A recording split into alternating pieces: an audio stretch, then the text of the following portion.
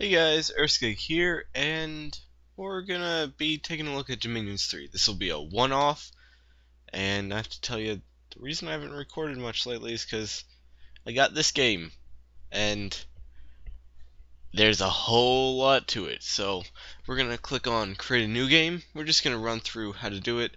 All of these are pre-created maps. I actually made that one, no idea what I was doing. We'll go with medium random, and what better name than my own?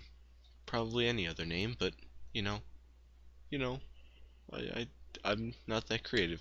So, uh, right here you're given an option. Wish that there was a little bit more descriptive, but as you guys will find, this game is very old school, very unforgiving. It's got an 87-page manual that you are normally meant to read, but this will just be a quick rundown of everything you need to know. We'll click on the early ages. Then you can select your AIs, how many human players you want, whether they're going to be standard AIs, defensive AIs, aggressive, or random. We'll go with standard, and let's add in 3.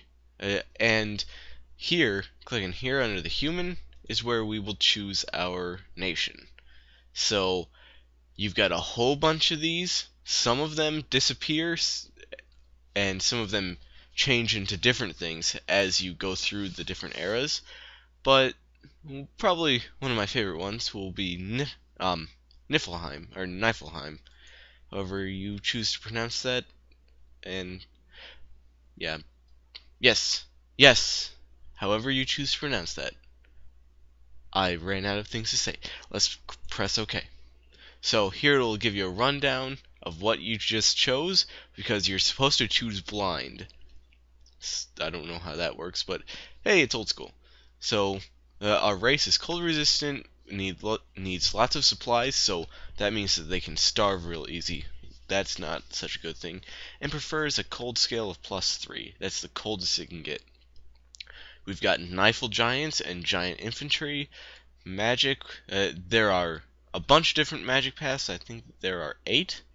So right off the bat, we've got 5 magic paths that we can follow, and then some air as well. Priests are average. That means that they're going to be of a strength of around 2, and they go up to 4, but it's next to impossible to get to a level 4 priest. And then our Dominion has a special effect in that it spreads cold beyond the Dominion. Sorry, just had to cut that out. Coughed a little bit. And we'll go on from here. So this is where we design our pretender god. Each nation has its own different selection. For Niflheim, I like to go with the Son of the Nifl, and each one has its own description. If you right-click on it, tells you how much new magic paths cost for it with your design points and its starting Dominion strength. But let's go with something new. So we'll go with the Son of Fenrir, a ode to Norse mythology right there. Or, no, we'll go with the Master Lick. So, in general, there are 3 different types of pretenders that I've noticed. You've got your stationary, purely support guys, like the Monolith. You'll see reading his description, he is immobile, he cannot move, but he can be very strong with magic and spreading his dominion. You've got your general, your powerful monsters and generals, like the Son of the Nifl, who can lead a whole bunch of guys and is quite strong himself. That's also most of the dragons. And then you've got your mages, who focus almost completely on becoming very magically powerful, doing lots of research and whatnot. And for Niflheim, their special mage is the Scradi, and we'll see those later. But for now, we'll go with the Master Lick, or Lich, however you pronounce that. Dominion, we get a bunch of different options here. Left-clicking on any scale will raise it, right-clicking will lower it. So putting cold down to the lowest, we have no effects from that. That's because our race prefers a cold scale 3, and anything warmer than that will reduce our income and supplies. So we need to keep it as cold as possible, and moving it to heat or cold gives us design points rather than taking them away. And lowering any of the scales will will give you design points. Any of the other ones. So magic, you got your magic, you can go up. Drain, you can go down. It costs you research points, like it reduces the research that your mages can do, and it makes it harder to use magic. So we'll set it to 3. I generally find that this is rather important. Luck's pretty important, though it gives you random event bonuses, and bonuses to that event being a good event, which, with a game as unforgiving as this, luck is about the most important stat you can have. Growth, depending on what nation you are, you want either growth or death, but given that we have giants that consume a lot, we need as many supplies, so we're going to go up with growth.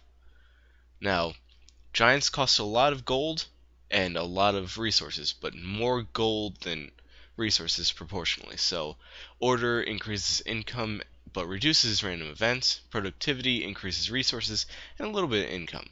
So we will forsake productivity and increase order.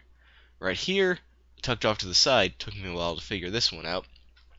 You can left click and right click to raise or lower your dominion's strength. That is the highest number of candles that can appear over any province, and we'll look at that. It also decides how many holy units you can raise in 1 month. So we got 5 right there. That covers Dominion and selecting the physical form. Then you have magic. So every pretender god, or most of them, have innate magic abilities, and each one has a price for the points it costs you to open a new magic path. The Master Lich, has 10, so that's the cheapest it can go. So really, it's most effective to stick your nose into every magic path possible. Now, of course, to do this, we're going to need more points than we actually have. So we will take a look at Awakening. Here you can get large sums of points, but it takes your god out of the game for extended periods of time. Dormant, it's about a year, give or take a few months, as it says down there. Imprisoned, it can be up to 3 years, and it can take a while. So we'll just go with Dormant. I tend to find that at least with a mage character, that tends to be the best. So we're gonna stick our noses into everything, especially fire, because we've got a race that does not use fire magic very well. So if we touch or earth magic, so if we touch fire and earth, then we can make up for the failures of our nation. And then astral, you'll find, is one of the most important ones, as is blood magic. They are both rather powerful, especially together. So this is our magic design. We got a pretty magically powerful Lich, and Dominion is looking pretty good. Sometimes you want to choose bad Dominions in the hopes that you will spread them over onto your foes and hurt them, especially if you've got a race that survives really well. But we're through with all this. We got only 7 points left, so you want to get this total as low as possible because it doesn't matter from now on. So we are ready. We'll enter a name, and here we go. Now it gives you a bunch of titles. All praise Erskig, he who is crowned with wisdom, the terror of the tomb, the lurker in the crypt. And these are normally based off of your choices for Dominion and your magic choices, coupled occasionally with whether or not your god is sleeping or imprisoned or awake. Like the lurker in the crypt, that's going to be a combination of death magic and being asleep or dormant.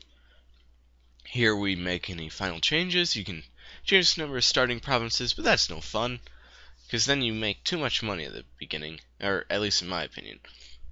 Special site frequency, you'll find that this goes down in later eras, and you can allow renaming. I believe to rename, you select a commander and press Shift and R. So that's how it goes. Hall of Fame we'll get into in a little bit. Excuse me, I'm gonna go blow my nose. I'll be right back with y'all.